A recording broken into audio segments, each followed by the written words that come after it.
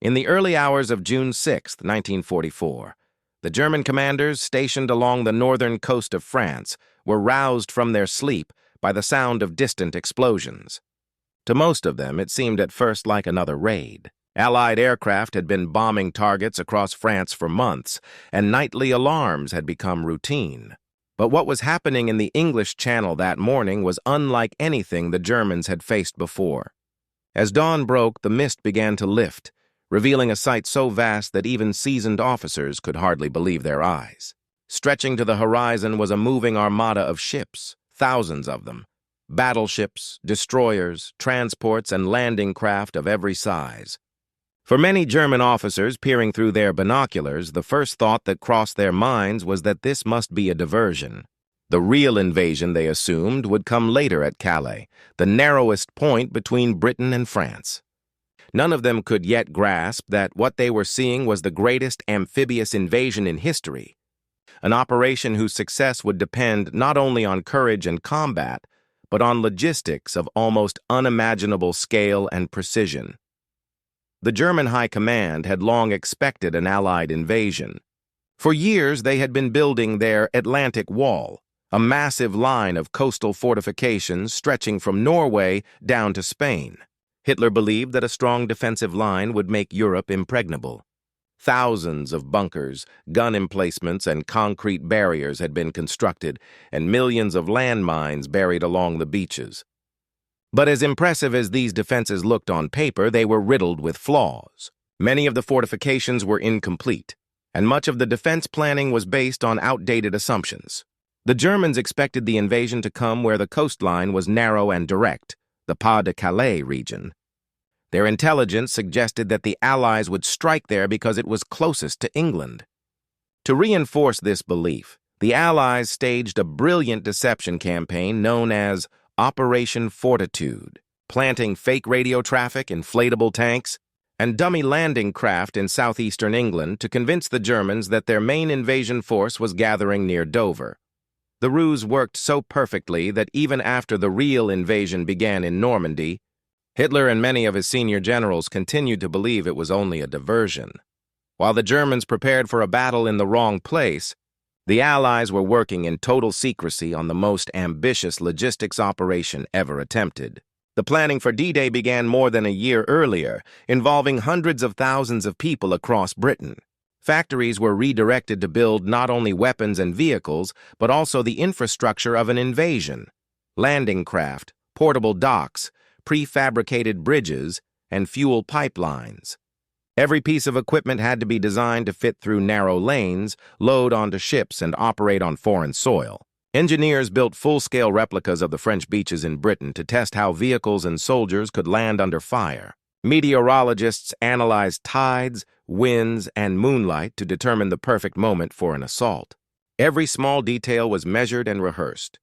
Yet the most astonishing challenge remained: how to supply an army of hundreds of thousands once it was ashore, in a country with no usable ports.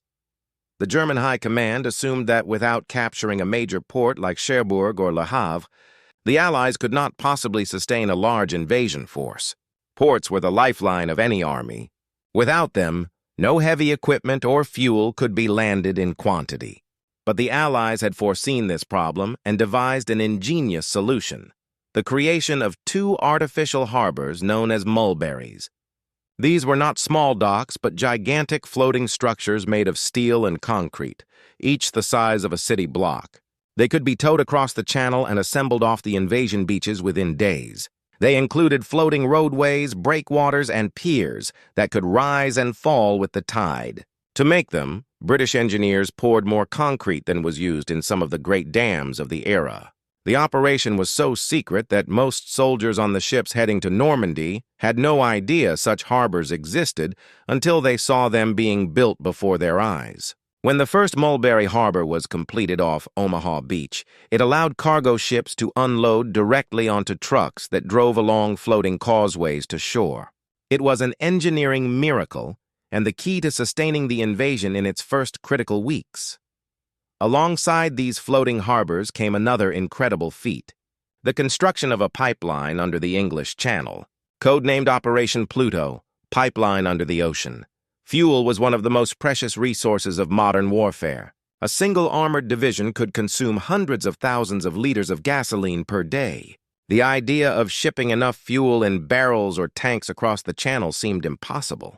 So Allied engineers designed flexible pipelines made of steel and wrapped in layers of insulation, capable of carrying fuel directly from Britain to France beneath the waves. These lines began pumping fuel soon after the invasion and continued to supply the advancing armies as they pushed inland. It was the first time in history such a project had been attempted, and it succeeded beyond expectation. On the morning of June 6th, the first waves of Allied troops stormed the beaches of Normandy. The German defenders, though shocked by the scale of the attack, fought fiercely. At Omaha Beach, American forces suffered terrible casualties, pinned down by machine gun fire from fortified positions. Elsewhere, on beaches like Utah, Gold, Juno, and Sword, progress was faster, but resistance remained stiff.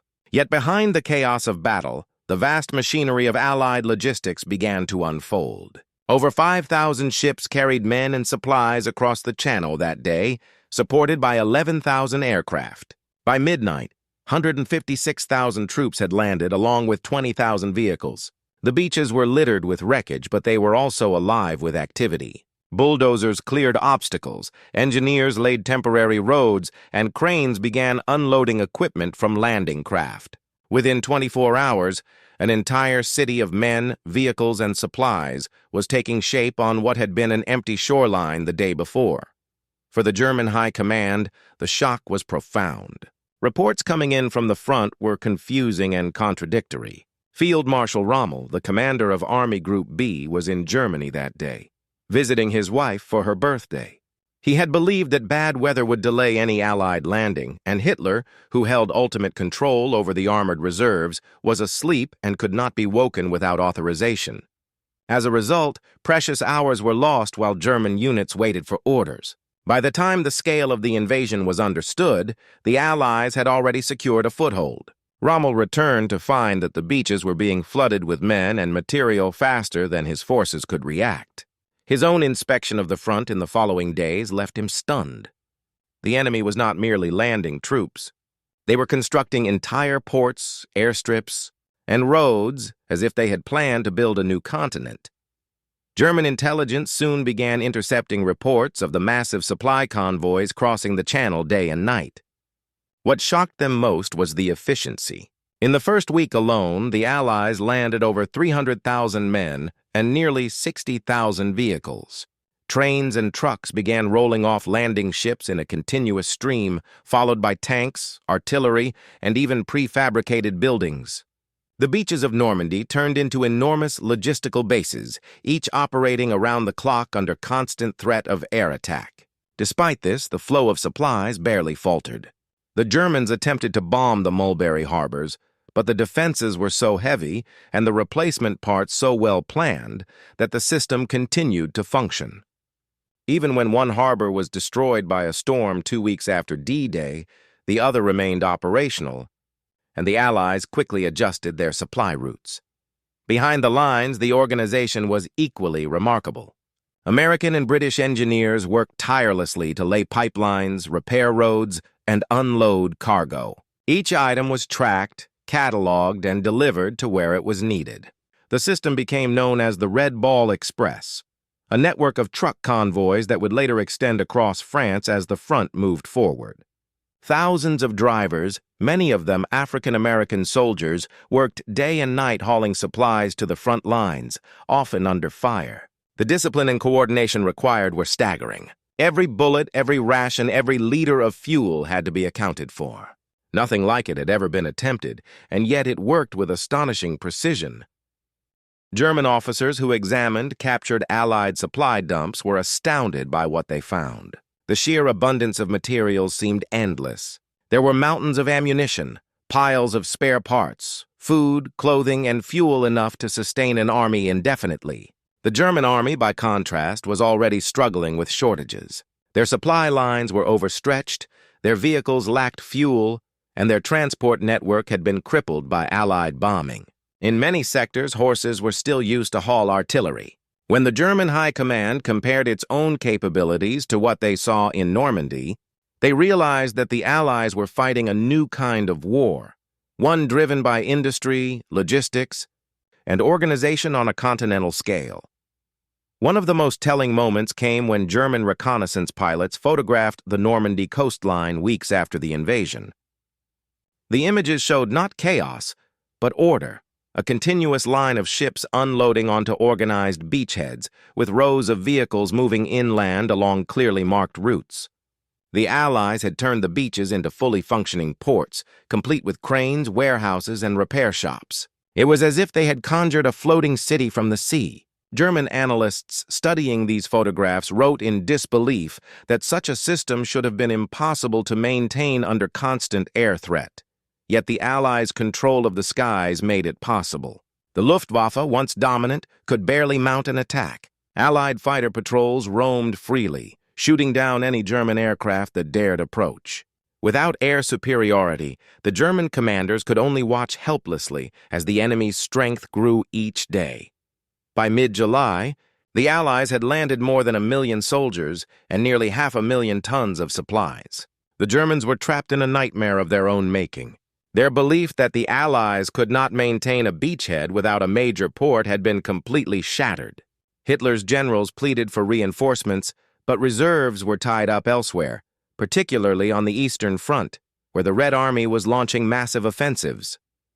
Hitler refused to release the armored divisions he had held back near Calais, convinced even then that the Normandy invasion was a feint. By the time he realized the truth, it was far too late. The Allies broke out of the beachhead and began their advance across France. In the weeks that followed, the logistical miracle continued to expand. Allied engineers repaired captured ports, extended the PLUTO pipelines, and built new railways. Portable bridges, known as Bailey bridges, were erected across rivers in record time, allowing the armored columns to move without delay. The scale of supply became almost incomprehensible. In August alone, over 2 million tons of cargo were delivered to the front. German commanders captured during this period spoke of their amazement. They had never imagined an enemy could move so much equipment so quickly. One general described it as a flood that could not be stopped. Even when the Allies ran into bottlenecks, such as traffic jams on narrow French roads, they found quick solutions. The Red Ball Express created one-way highways to keep supplies flowing, with repair crews stationed every few miles. The entire system ran like a living organism, constantly adapting to new conditions. The Germans also discovered that Allied logistics extended far beyond the beaches. In Britain, a vast network of supply depots, airfields, and factories worked in perfect coordination. Shipyards launched new vessels faster than the Germans could sink them. Aircraft factories turned out bombers and fighters by the thousands. The invasion of Normandy was not just a military operation, it was the culmination of an industrial mobilization on a scale the world had never seen. When German prisoners were interrogated about their impressions, many admitted that they had underestimated the Allies' capacity to produce and deliver war material. They had believed that America's distance and Britain's limited size would prevent them from sustaining such an effort. Instead, they found themselves facing an enemy whose power seemed limitless. As the Allied armies advanced toward Paris and beyond, the German High Command tried to regroup. Rommel himself was gravely injured in an air attack and later implicated in the plot to assassinate Hitler, removing one of the few generals who understood the reality of the situation. His successor, Field Marshal von Kluge, could only report the hopelessness of their position. The Allied supply lines were functioning flawlessly while German logistics were collapsing. Trains could no longer move freely because bridges and rail yards were being bombed daily. Fuel shortages left tanks stranded. Food and ammunition failed to reach the front. The contrast between the two sides could not have been more stark. By September 1944, the success of Allied logistics had become legendary even within German circles. Some officers studied captured manuals and documents, hoping to learn how such efficiency was possible. They were astonished by the level of planning that had gone into every stage of the invasion, down to the labeling of crates and the standardization of parts. In the German army, shortages and improvisation were common. In the Allied system, everything was accounted for. Even medical supplies, spare clothing, and field kitchens were delivered on schedule. The Germans realized that they were not just fighting soldiers.